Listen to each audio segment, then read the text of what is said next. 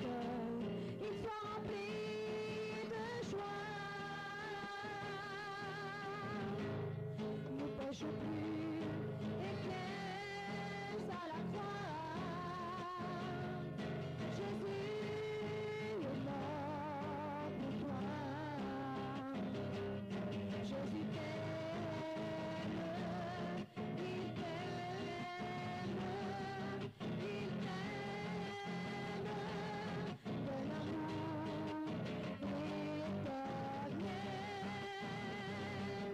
Jésus t'aime, il t'aime, il t'aime d'un amour éternel. Jésus t'aime, il t'aime d'un amour éternel. Allez-nous s'asseoir, s'il vous plaît. Et on va goûter notre témoignage. Hein? Alléluia. Je suis heureux. Amen.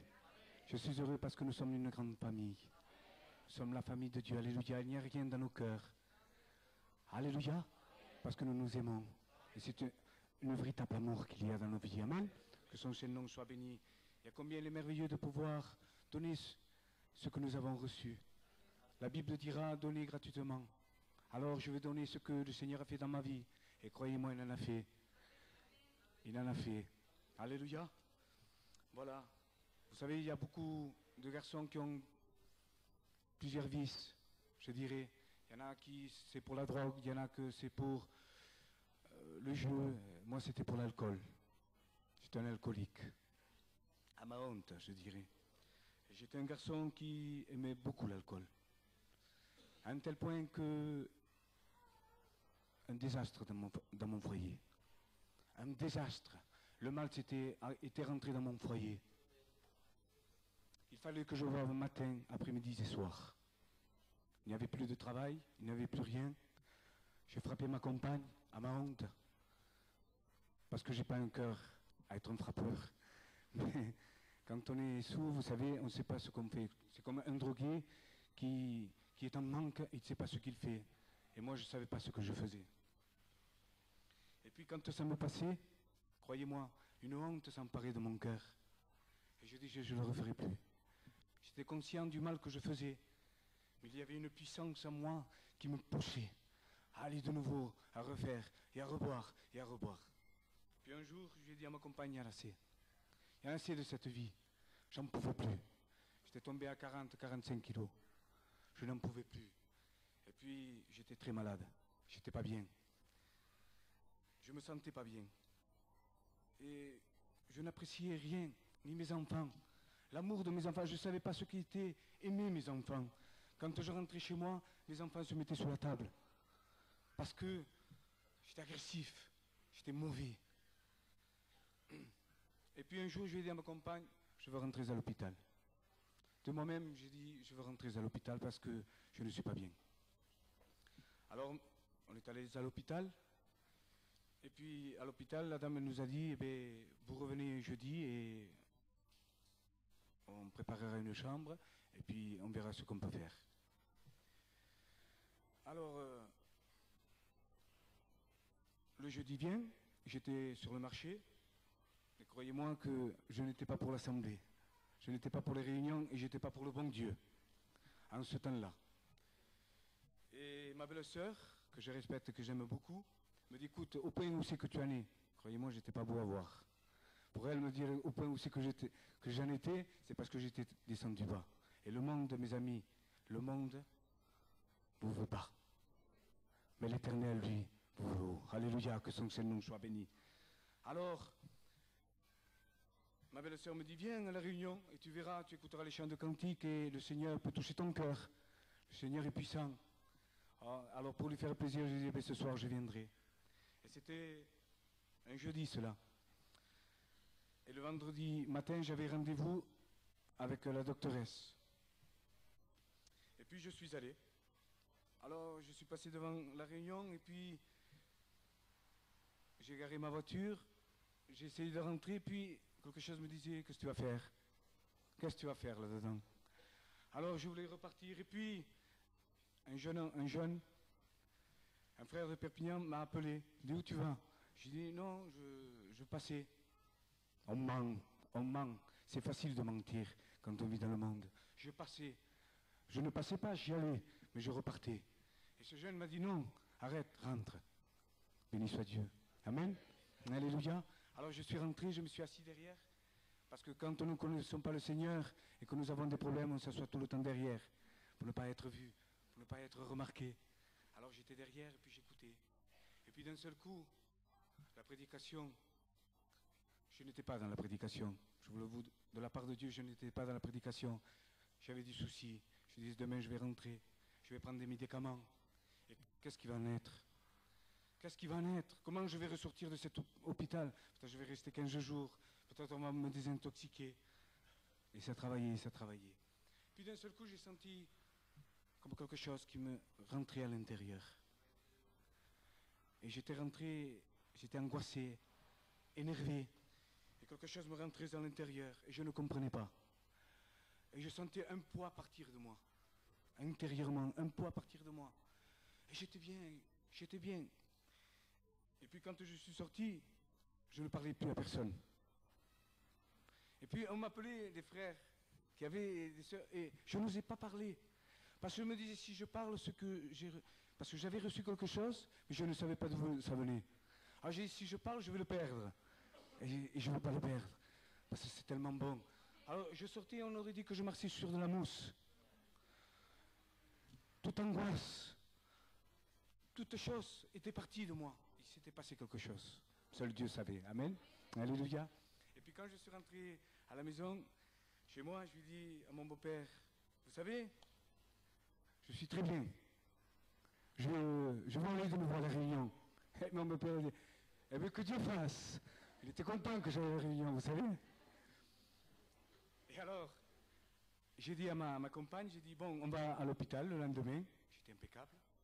Je rentre à l'hôpital, je vais au bureau de la dame, et pas de dame. J'ai dit, viens, on va dans les couloirs, on va voir si on la trouve. Pas de femme. On demande au médecin, inconnu au bataillon.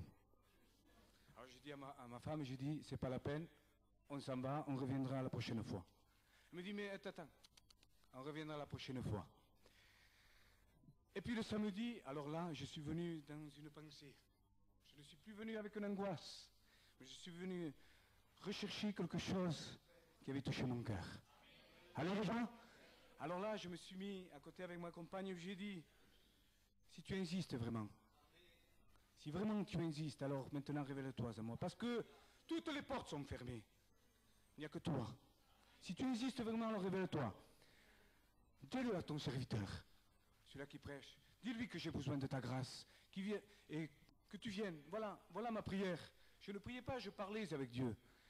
Qui vienne et qui me pose les mains, qui me délivre. Et je te servirai. Je te suivrai. Voilà. Et c'est tout. Et je suis resté comme ça. Puis d'un seul coup, le serviteur a fait le tour de l'estrade. Et puis, il est venu vers moi. Et moi, j'ai levé la tête. Et je regarde et je me suis dit, où il va celui-là? Vous voyez comme le cœur de l'homme est mauvais. Je ne pensais plus déjà à la prière que j'avais annoncée à Dieu. Mais Dieu l'avait écouté. Où il va celui-là? Et puis il s'est approché, il s'est arrêté de moi. Et ce qui m'a frappé, ça fait 10 ans en arrière. Et encore, j'ai gardé ces paroles dans mon cœur. Il a dit, je ne te connais pas, mais tu as demandé à Dieu que je vienne vers toi. Parce que tu as besoin d'une délivrance. Tu as besoin que le Seigneur te délivre instantanément. Alors je t'impose les mains au nom de Jésus-Christ. Que ce que tu as demandé maintenant, tu puisses le recevoir. Ça fait 10 ans. 10 ans. Et j'ai reçu. Alléluia. J'ai reçu ce que j'avais demandé. Et encore la femme de l'hôpital elle m'attend. Voyez comme Dieu est vivant. Comme Dieu délivre. Mais il suffit de pas une belle prière. Parce que les belles prières, qu'est-ce qu'il en a à faire? C'est de la sincérité du cœur.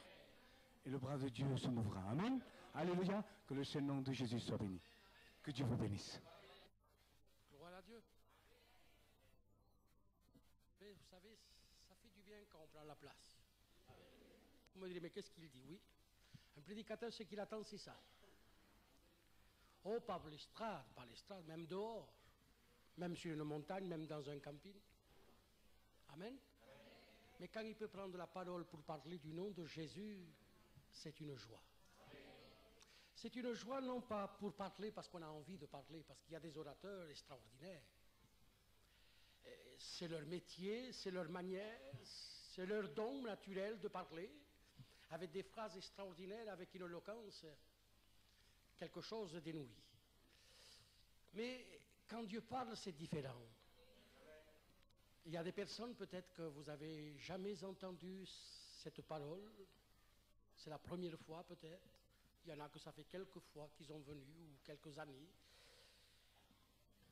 Mais peut-être tu ne l'as pas entendu comme il faudrait l'entendre. Vous savez, il dit que l'homme charnel, l'homme naturel plutôt, l'homme de lui-même ne peut pas concevoir, ne peut pas recevoir, ne peut pas entendre ce qui était spirituel. Les choses spirituelles s'entendent avec spiritualité. Amen. Amen. Et c'est dans le cœur disposé, dans les spiritualités, qu'on peut entendre, écouter, recevoir la parole de Dieu. Amen. Amen. Et ce soir, moi, je m'attends que le Seigneur puisse me faire entendre sa voix pour vous la transmettre à vous. Oh, bien entendu, le Seigneur ne fait pas entendre sa voix parce qu'il a une belle voix. Non, ce n'est pas ça. Non. Non. Quand il parle d'entendre sa voix, c'est entendre sa parole, son message, ce qu'il a à nous dire. Amen. Et ce qu'il a à nous dire, je crois qu'il vaut le coup de l'entendre. Ça vaut le coup. Ça vaut le coup de l'entendre parce que ce n'est pas pareil, il ne veut pas faire entendre une exposé d'une réclame ou d'un projet ou d'un objet ou de quelque chose, non, ou politique ou ce que vous voulez. Non, non, non, non, non, ce qu'il veut faire entendre, c'est autrement, c'est autre chose. Ce n'est pas une religion non plus de faire entendre, non. Non, ce n'est pas une religion, c'est quelque chose qu'il en va de notre salut, pour notre bien. Amen. Seigneur, m'approcher de toi, c'est mon bien. S'approcher, ça veut dire d'aller vers une personne, d'aller ici à la réunion. C'est s'approcher, écouter, recevoir la parole de Dieu. C'est notre bien. Amen. Mais c'est avec ça que nous voulons nous entretenir cet après-midi. Amen. Quand vous avez entendu les témoignages, c'est des témoignages auxquels le Seigneur se révèle d'une manière extraordinaire. Vous avez entendu le premier témoignage. Dieu a donné une révélation de ce qu'en étaient les choses. Dieu a voulu parler et faire voir au peuple et à la personne que s'il mettait sa confiance en Dieu, Dieu arrangeait le problème. Il n'a pas dit « mets ta confiance à celui qui donne cette prophétie ou cette révélation », il n'a pas dit ça. Ce qu'il a compris, le frère, ce que Dieu lui a fait comprendre, ce qu'il lui a fait entendre dans son esprit, c'est que s'il mettait sa confiance en Dieu, Dieu arrangeait le problème. Dieu l'avait vu. Ce n'est pas l'homme qui a prophétisé ou qui a eu la révélation qu'il a vue. C'est Dieu qui l'avait vu. Amen. Parce que Dieu voit tout. Moi, je ne pouvais pas voir ce qu'il faisait. Je ne pouvais pas voir et entendre et comprendre ce qu'il pensait. Je ne pouvais pas savoir non plus la situation de la gravité de ce qu'il passait. Je ne le savais pas. Mais Dieu, lui, le savait. Mais Dieu, lui, le voyait. Et Dieu a répondu pour mettre le calme dans son esprit. Amen. Et c'est ce qu'il veut faire ce soir. Dans cet après-midi, il veut mettre le calme dans ton esprit. L'homme d'aujourd'hui, tous, plus que jamais, ils sont agités. Ils sont agités parce qu'ils ont là la soif de vouloir quelque chose pour satisfaire, pour apaiser. La majorité maintenant d'aujourd'hui, ils prennent que des cachets pour être calmes. Ils prennent de la médecine pour être calmes. Ils sont dans le stress, dans les nerfs. Ils sont dans la panique parce qu'ils ne savent pas, ils sont dans l'insécurité. Ils voudraient entendre quelque chose de bon, de positif, de vrai, de sûr. Alors ils cherchent dans la politique, peut-être un tel homme politicien, il va nous donner cette paix. Il va nous enlever ce stress, cette angoisse d'attendre quelque chose de bon. Alors on vote pour lui. Mais voilà, on est déçus quand il est entré parce que tous sont les mêmes. Des promesses, il y en a, mais pour les tenir, c'est difficile. Et aujourd'hui, le Seigneur veut se révéler en toi. Pas comme un politicien, bien entendu, mais comme étant lui seul qui peut calmer ta vie, qui peut mettre le calme à la tempête qu'il y a. Amen. Si seulement tu voudrais entendre ce que le Seigneur veut te faire entendre. Amen. Oh Israël, si tu connaissais. Une fois le Seigneur a dit ça. Amen. Oh Israël, si tu connaissais le don de Dieu. Amen. Si tu voulais connaître, si tu voulais savoir l'opportunité qu'il t'est donnée aujourd'hui, si tu voudrais accepter ton bien-être, c'est formidable, c'est grand. Si seulement il n'a pas dit autre chose, il n'a pas dit de faire des sacrifices. Il n'a pas dit de faire le chemin de la croix. Mais il a dit seulement si tu voudrais accepter, si tu voudrais t'humilier, si tu voudrais comprendre ce qui pourrait en être pour ton salut, pour ton bien-être. Si tu voudrais, et voilà, on ne peut pas le faire par force. Amen. Le pasteur de cette église ne peut pas vous forcer. Et le Seigneur non plus. Mais il te dit si que Dieu fasse. Amen. Amen. Que dans cet après-midi, tu n'ailles pas la pensée autre que recevoir cette grâce. Amen, par la foi. Et que tu ne te trouves pas dans ce local simple et modeste de dire, voilà, je suis dans une église. Mais pourtant, je ne vois pas aucune représentation de Jésus. Il n'y a rien qui me dit que Jésus est là. Il n'y a pas aucune photo, aucun monument qui peut me dire, là, il est là. Il y a une histoire vraie qui s'est passée, qu'on raconte des prédicateurs. Qu'un homme est entré, un homme, une femme, je ne me rappelle plus comment il a été donné ce témoignage. Il est entré dans une église, telle comme celle-ci. Il n'y avait pas aucune statue, aucune représentation de Christ ou d'un saint. Il n'y avait rien. Mais il y avait une bonne femme qui priait toute seule. Et cet homme rentra, mettons que c'était un homme, parce que je ne me rappelle pas s'il était homme ou une femme. Et il a commencé à demander, mais où il est le Seigneur? L'essentiel, c'est que lui nous voie. L'essentiel, c'est d'être dans son saint regard. Tel comme ces hommes qui ont pris un homme paralytique et qui ont cherché par tous les moyens de le placer sur le regard de Jésus. Amen. Et c'est ce qu'on va faire cet après-midi. Par la foi et l'expérience que nous savons que Jésus est là. Amen. Par son esprit, te placer devant son regard. Il y a un texte qui dit que rien ne lui échappe. Il voit tout, il connaît tout. Amen. Donc si rien ne lui échappe, sûr et certain que tu es devant son saint regard. Amen. Vous le croyez? Alors nous allons prier Dieu.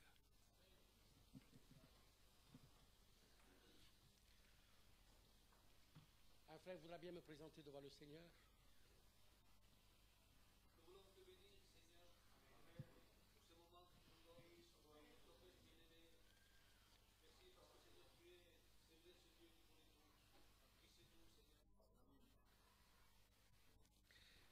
Dieu soit béni. Vous savez ce qui m'est passé? C'est que le frère m'avait invité pour prêcher ici, mais vous savez que toujours il y a des problèmes, il y a des malades d'un côté, de l'autre, et il faut qu'on soit pour l'un, il faut qu'on soit pour l'autre, il faut aller visiter l'un, il faut visiter l'autre, et de vérité, je ne savais pas quoi apporter. Je n'avais pas étudié, je ne devais pas regarder, j'ai dit Seigneur, comment je vais faire?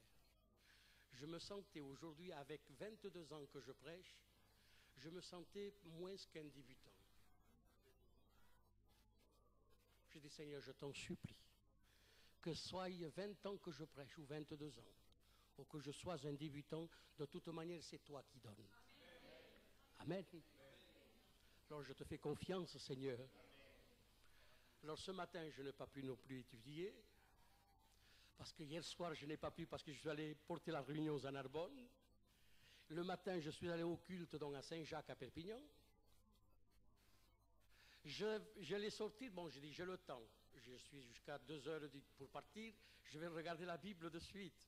Un frère, il me dit, non, est-ce que tu pourrais venir chez moi prier pour mon fils, après la réunion? Eh bien, j'ai dit, oui, on va partir. Alors, qu'est-ce que j'ai fait? J'ai parti chez lui de nouveau, une demi-heure après, pour prier pour son fils. Je finis de prier et me reporte chez moi. Je dis, maintenant, qu'est-ce que je vais faire? Alors, maintenant, je n'ai pas le temps. Qu'est-ce que je vais faire, Seigneur? Alors, je dis, je t'en supplie, donne-moi la révélation d'une parole. D'une parole à toi, ça vaut des milliers des autres. Amen. Une seule parole que tu dises, Seigneur, ça suffit. Et je me suis rappelé de cet homme assez haut placé dans sa carrière militaire, qui lui a dit, dis un seul mot. Amen. Dis un seul mot et ça suffit. Et c'est vrai qu'un seul mot de Dieu, c'est suffisant pour que la chose se réalise. Et ce soir, c'est dans une seule parole que tu vas ressortir guéri. Sur la parole de Jésus. Dis une seule parole, Seigneur, et cela suffit. D'ailleurs, Pierre, il a dit, sur ta parole, je jette le filet. Amen. Quelle confiance. Béni soit Dieu. Eh bien, nous allons prendre donc la parole de Dieu. Et nous allons ouvrir dans les Épîtres aux Hébreux, au chapitre 3 du verset 7. Voilà.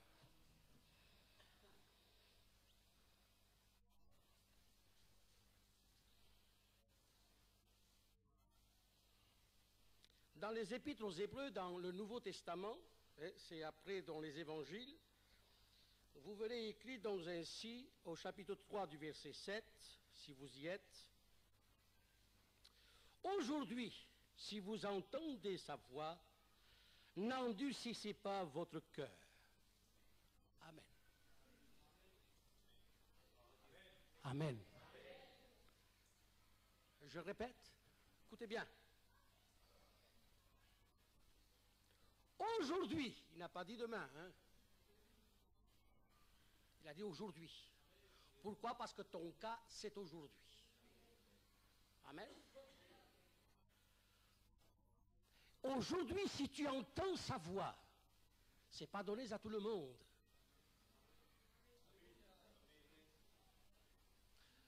Ce n'est pas donné à tout le monde, non dans le sens parce que le Seigneur a fait une sélection. Ce n'est pas le cas.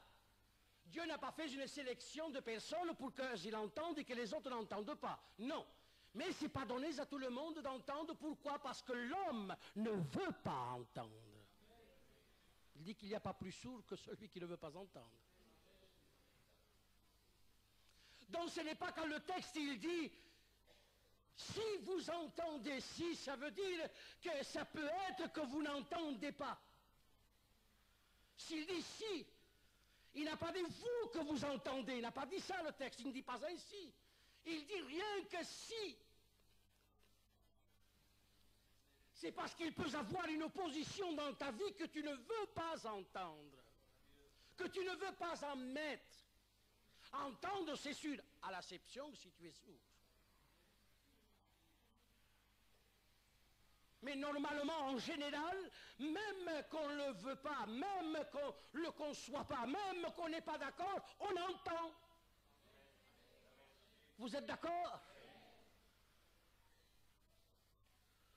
Mais ce n'est pas dans ce sens que Dieu a parlé, que Jésus a parlé, que le texte nous fait entendre, qui nous fait comprendre. Si tu entends, ça ne veut pas dire d'entendre par les oreilles. Si tu acceptes, amen, que Dieu soit loué. Si tu conçois, si tu crois à ces paroles qui t'ont été dites dans cet après-midi, alors ils vont faire l'effet dans ta vie. Ils Ils ne feront pas l'effet parce que tu les as entendus seulement. Non, ce n'est pas ça. Parce que tu peux les entendre, ces paroles, ils ne feront pas aucun effet dans ta vie. Pour que l'effet de la parole de Dieu se fasse, il faut les accepter, les croire. Que Dieu soit béni, car c'est par la foi qu'on accepte. Et non par les œuvres, parce que l'œuvre de venir ici dans cette église, c'est extraordinaire. Et je ne voulais pas te dire, ne viens plus. Ou c'est pas la peine de venir, non. Le pasteur il me massacre si je dis ça. Non, nous ne sommes pas là pour faire fuir les gens, ou pour les conseiller de partir, pour leur dire c'est pas la peine, tu ne vas pas entendre, ou tu ne vas pas comprendre, ce n'est pas ça.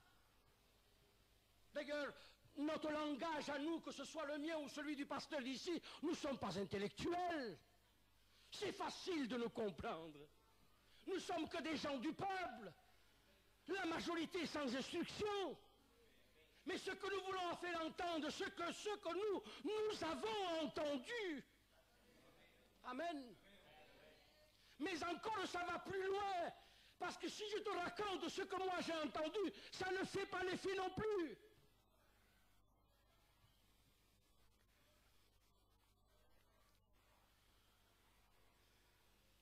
Quand l'affaire de Philippe et André, ils se sont rencontrés. Il lui a dit, viens et vois. Premièrement, il lui a parlé.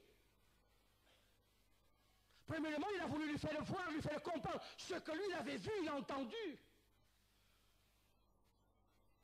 Il lui a dit, premièrement, viens et vois. C'est à toi à faire l'expérience. Amen. C'est à toi à être non seulement témoins oculaires, mais témoins de l'expérience.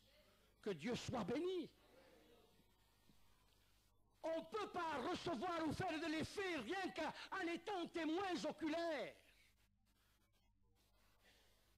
Ce soir, tu peux partir dans cet après-midi. Il m'a dit que si j'avais à là-bas, tout ça s'arrangerait, tout ça serait pour le mieux, et ça serait fini mon problème, mais j'ai rien vu, j'ai rien entendu, j'ai rien compris.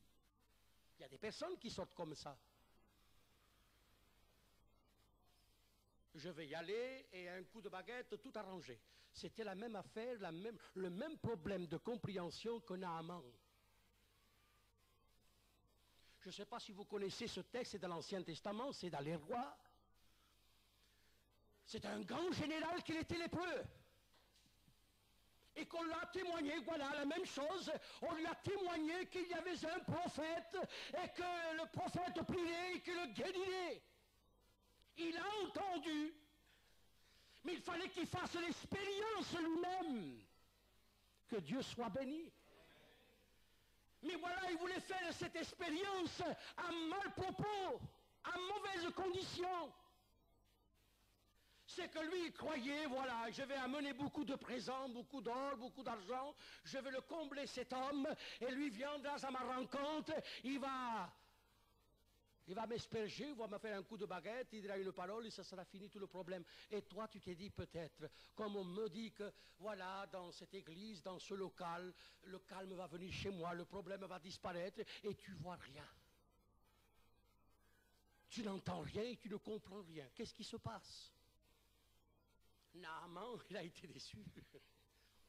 Et combien de personnes sont déçues qu'ils ne reviennent plus? Parce qu'ils n'ont pas compris, parce qu'ils n'ont pas saisi. Leur manière d'entreprendre et de venir, ce n'est pas comme eux, ils le voyaient. Naaman croyait cela. Il a entendu le témoignage, il a voulu voir, mais il fallait qu'il aille plus loin. Il fallait qu'il passe par l'expérience, par l'obéissance, par l'humiliation. Amen. Pas possible que le Seigneur se déplace lui pour nous. Et encore il le fait. Il faut qu'il soit amour.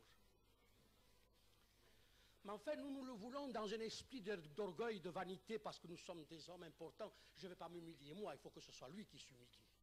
Il faut que ce soit le pasteur qui vienne chez moi et moi, et aller là-bas, ce n'est pas possible. Ce que le prophète lui a dit, voilà, va lui dire, il n'est pas allé lui-même. Il ne s'est pas déplacé. Il lui a dit à son serviteur, va, dis-lui, qu'il se jette 7 fois dans le Jourdain. et il sera guéri. Que peu de choses lui demandent de se jeter 7 fois dans le Jourdain et il est guéri. De se jeter dans la perfection de cette parole et il fera son effet. Parce que la parole de Dieu est parfaite. Amen. Et un chiffre 7, on a donné la symbolisation de la perfection. Mais si on le prend symboliquement ou spirituellement, et pour que tu le comprennes, c'est que le Seigneur veut que tu rentres dans la perfection de sa parole. Pour qu'il fasse son effet dans ta vie. Ce n'est pas la perfection d'une bassine d'eau quand tu vas te baptiser ici qui va faire son effet. C'est de l'eau de la fontaine. Et vous savez, quand il vient l'année, sûrement le pasteur doit payer l'eau. Vous ne payez pas l'eau ici?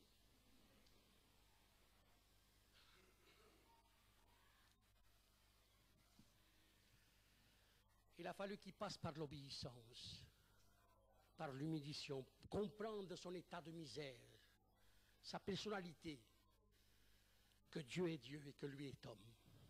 Amen. Et que Dieu fait grâce à celui qui s'humilie. Amen. Dieu fait grâce à celui qui s'humilie, qui comprend, qui veut recevoir. Si tu entends ma voix, amen, il a entendu. Que ce soit par la bouche d'une servante ou pour sa femme, il a entendu. Et en plus encore, il est allé sur place. Il a entendu la voix aussi du serviteur de la part du prophète. Moi, me jeter dans cette eau. Parce que ce qui me donne à comprendre que les eaux du Jourdain, ils n'étaient pas propres. Ils étaient boueuses. Ils n'étaient pas propres. Et lui croyait donc se baigner dans un fleuve, dans une eau limpide, pour être à la classe de sa personnalité. L'endroit, il fallait qu'il fasse les mêmes aspects de la personnalité de la personne. Tu veux me faire entrer, moi, dans cette étable, ou ce local, ou ce garage? Et tu me fais entrer dans une bassine, dans une baignoire, ou dans un récipient, ce que tu veux? Vous savez que je l'ai dit ça à Narbonne. Vous savez combien de temps, et le frère Xavier la connaît, cette baignoire grande que nous avons fait faire pour les baptêmes. Tu la connais, Xavier? Tu sais combien d'années il a? Il a presque 35 ans, cette bassine. C'est une grande baignoire, mais faite en carré, longue. Il ne sait pas quant de peu us hem passat aquí. Brutzonets sense per res. Sale ou propre, j'en sais rien. Oh, je ne suis pas là pour juger, mais enfin. Alors, il me fait le passer à moi une personnalité dans cette eau, un pan de peus que me passat aquí dins. Et ça y est, je serai purifié. Anem a una piscina, hasta que sigui municipal, mais anem a una piscina més net. Non, Naaman, tu as entendu ce qu'il voulait te dire le Seigneur. Amen. Tu l'as entendu et tu fais le sourd. Tu ne veux pas le recevoir, tu ne veux pas t'humilier aux paroles saintes de Dieu. Et c'est des paroles salvatrices pour toi. C'était salutaire pour lui, c'était la guérison de son corps. Si tu l'entends et tu obéis, tu reçois le salut. Que Dieu soit béni, c'était facile comme tout. Même il a fallu que des soldats lui fassent entendre raison à un général. Bon, sûrement que ce n'étaient pas des simples soldats, mais enfin, en rapport à son grade, c'était des simples soldats. Seigneur, si tu aurais demandé quelque chose de difficile, tu l'aurais fait. Il te demande une chose simple et tu t'opposes. C'est pas possible. Rendes compte d'un général que tingui menester d'un consell d'un serviteur, d'un simple soldat. Et oui, des fois, nous avons besoin d'un plus petit que nous. Tu te crois quelque chose, peut-être je me crois quelque chose et j'ai besoin de moi, d'un frère, pour m'éclairer dans un message. Que Dieu soit béni. Dieu m'en est témoin que ce n'est pas des mensonges. J'ai ici des personnes qui peuvent le témoigner, telles comme le frère Nouna, candidat au ministère. Il n'est pas pasteur encore, mais il est candidat. Eh bien, combien de fois je t'ai demandé des textes où se trouve ceci, où se trouve cela. J'ai besoin de lui. Amen. J'ai besoin d'expliquer des cas à des simples. Même à des chrétiens tels comme le frère Papans et des autres. On va faire ceci, qu'est-ce que vous en dites? Qu'est-ce que vous en pensez? J'ai besoin que Dieu soit béni d'un plus petit que moi, et pourtant je suis pareil comme lui. C'est pas que je dis que je suis plus grand que lui, mais le travail diffère. Mais cet homme a eu besoin d'un soldat. Amen. Et aujourd'hui, toi, tu as besoin d'un gitan. Ça fait mal l'orgueil, ça. Hein? Moi, avoir besoin d'un gitan, ça c'est la moindre de toutes. C'est le plus bas. D'ailleurs, vous pouvez rendre compte, dans la politique ou dans le monde où on vit, en fan cas dels moros, en fan cas dels arabes, en fan cas de tothom. Tu vas exposar com una demanda, n'importa què, em pescar, t'aguaiten pas. Ni t'aguaiten. Saben pas si estàs a dintre o si estàs a fora.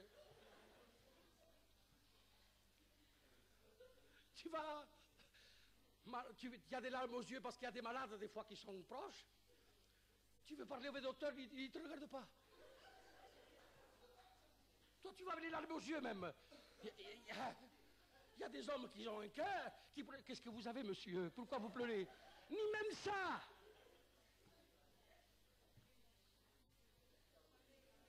Mais tu as besoin de moi parce que j'ai un message du Seigneur. J'ai un message qui va pour ton salut. Accepte-le et tu auras la vie. Huile-toi devant cette parole parce qu'il est digne d'être écouté. Il est digne d'être reçu.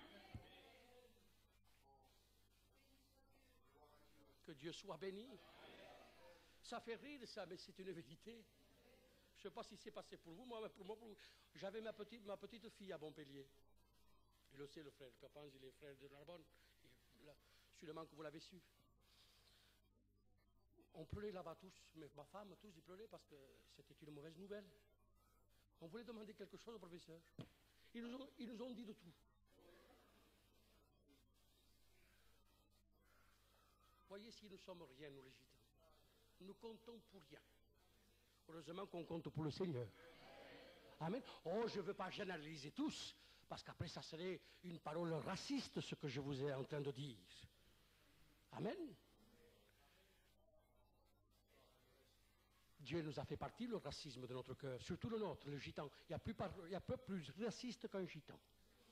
Nous avons dit en l'envers que c'est les Espagnols, c'est pas vrai. Le plus raciste, c'est le gitan. Et Dieu nous a enlevé ça. Mon voir qu'un gitan vous fait un travail de paillou.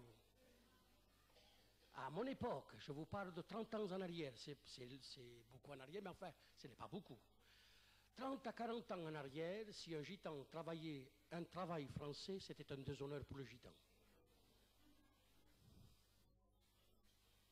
Poate si eran racistes. Mais Dieu a coupé les barrières. Et aujourd'hui, le gitan que je suis, je te prêche la parole de Dieu. Je t'invite à ne pas endurcir, à serrer ce cœur mauvais. Ce cœur plein de préjugés, ce cœur incrédule à vouloir ne pas entendre, à se mettre les mains dans les oreilles. Ah, ils l'ont fait à Israël. Jésus parlait, ils se sont mis les mains aux oreilles. Ils entendaient la voix. Jésus, quand il était dans la Jérusalem, il parlait, il prêchait. Mais même il y a eu des hommes qui se sont mis les mains aux oreilles pour ne pas entendre cette parole. Ça faisait trop mal dans leur vie, politique et religieuse. Ça faisait mal. Même ces pharisiens et même ces docteurs de la loi, ils se sont déchirés les vêtements parce qu'ils ont entendu cette parole. Ils ne voulaient rien entendre, ils ont endurci leur cœur. Ce soir, il veut te faire entendre. Amen. Veux-tu l'écouter? Amen.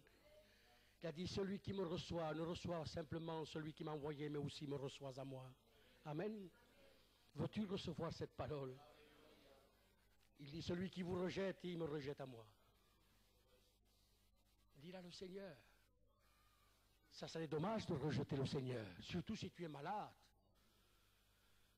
Surtout si tu es perdu pour l'éternité à cause de ton péché. Je terminerai avec cette phrase, je ne veux pas aller plus loin. Pas la peine de parler tant, si. Hein, pour des paroles à l'air, ce n'est pas possible. Zachée, il avait entendu parler du Seigneur. Il l'avait entendu ou l'avait vu à l'œuvre, le texte ne me le dit pas. Je sais qu'il est allé voir, que Dieu soit béni.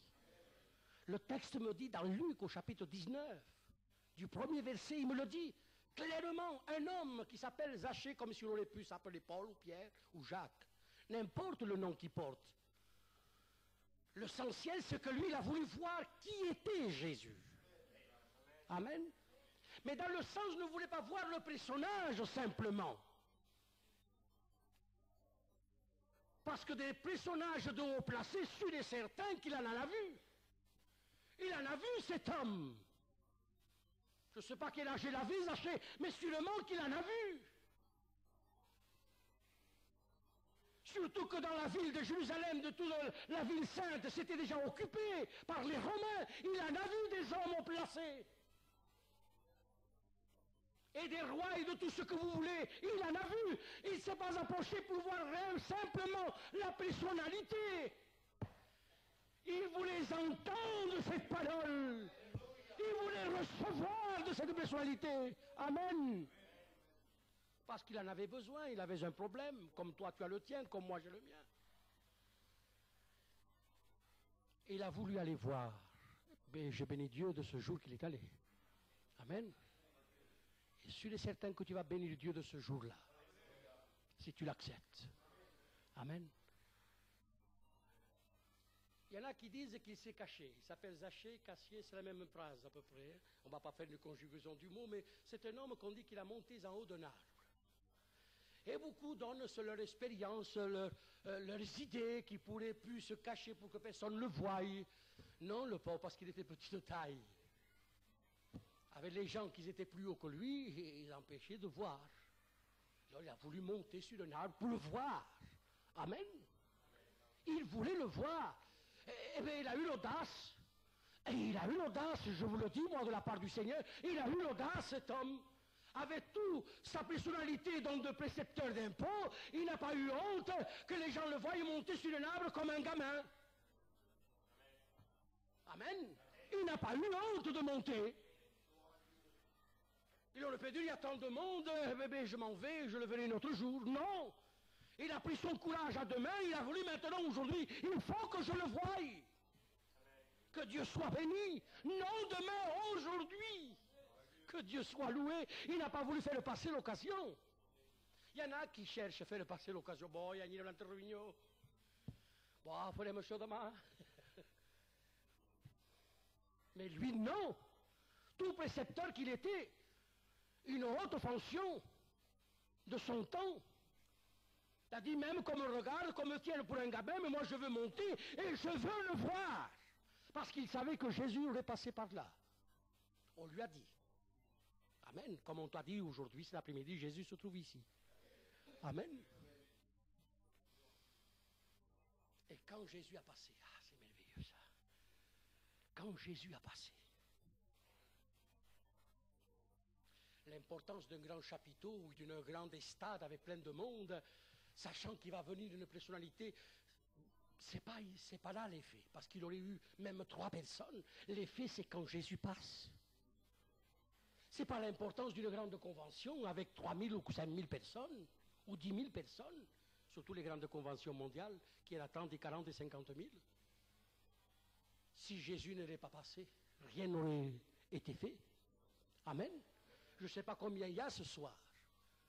S'il y en a 100, s'il y en a 70 ou 80, mais n'importe la quantité, ce n'est pas ça que l'importance. Parce qu'on aurait pu être 3 personnes, mais Jésus, s'il est là, il y a son effet. Amen.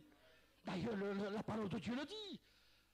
Là où 2 ou 3 sont assemblés, Jésus est là. Amen. Et quand Jésus est là, il y a quelque chose qui se passe. Et cet après-midi, Jésus est là. Vous le croyez? Moi, je le crois de tout mon cœur. Il serait pif au même endroit où il y a Zachée là-bas en haut. Il dit, voilà, mon beau Zachée, maintenant tu vas descendre. Vous vous rendez compte, il y avait une foule immense. Où il s'arrête Jésus, où il y a cet arbre, où il y a cet homme. C'est formidable, ça. Vous me direz, mais ça, c'est la coïncidence. Jésus, il avait marre de marcher, il a voulu s'arrêter un moment. Où il était fatigué, il a voulu s'arrêter. Comme tu le veux, conçois-le et imagine comme toi tu veux. Mais le fait est là, c'est qu'il lui a parlé à lui. Amen. Fais comme tu veux, si c'est la coïncidence ou si c'est parce que Jésus est fatigué de marcher, qu'il veut s'arrêter. Mais le principal, c'est il a appelé qu'à lui seul. C'est une grâce de Dieu. Centaines, milliers de personnes, il appelle que lui. Formidable ça. Ça ne sera pas une grâce de Dieu qu'il t'appelle à toi?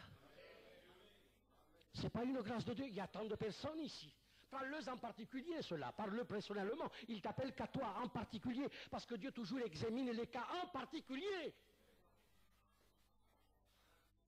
Il ne prend pas tous à un bloc. Vous avez vu comment il fait un médecin, un spécialiste ou un professeur quand il va à l'hôpital pour visiter ses malades? Comment il fait? Est-ce qu'il les appelle tous? Vous allez vous rassembler tous les malades ici, je vais vous parler? Non. Il visite individuellement chaque malade dans leur chambre. Et chaque malade, ce n'est pas la même situation. Et chaque malade, on ne lui donne pas les mêmes médicaments, les mêmes doses. Le problème est différent. Et le tien, il sait qu'il est différent des autres, mais il t'appelle. Que Dieu soit béni. Il veut parler avec toi.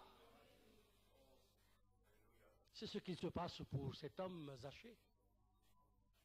Il a parlé aux autres malades, mais maintenant c'est particulier, c'est à lui. Descends, Zachée, parce qu'aujourd'hui je veux rentrer chez toi. Amen. Descends. Et quand nous, les prédicateurs, on fait des appels pour faire descendre les gens à la connaissance de la parole de Dieu, je ne sais pas si Xavier c'est comme moi, je crois que tous les prédicateurs sont le même, on cherche par l'appel de la parole de Dieu faire descendre ces hommes, ces femmes, de leur orgueil, de leur position, d'accepter la grâce de Dieu, que Dieu soit béni, de laisser les portes ouvertes à l'appel de Dieu qui veut rentrer. Si tu entends ma voix, dit la parole de Dieu, et dans l'Apocalypse. L'Apocalypse le dit. D'ailleurs, je crois bien, si je ne me trompe, écoutez bien, c'est au chapitre 3 du verset 20 de l'Apocalypse. Voici, je me tiens à la porte, et je frappe. Si quelqu'un entend ma voix, que Dieu soit béni. Si quelqu'un, c'est particulier, c'est personnel, individuel. Si quelqu'un, une personne, il peut avoir des milliers, mais toujours il va en particulier. Que Dieu soit béni. Il entend ma voix, il dit, qui ouvre la porte, j'entrerai chez lui. Comme il lui a été dit à Zachée. Hâte-toi de descendre, car je veux rentrer chez toi. Je veux souper avec toi et toi avec moi. Quelle intimité. Que Dieu soit béni.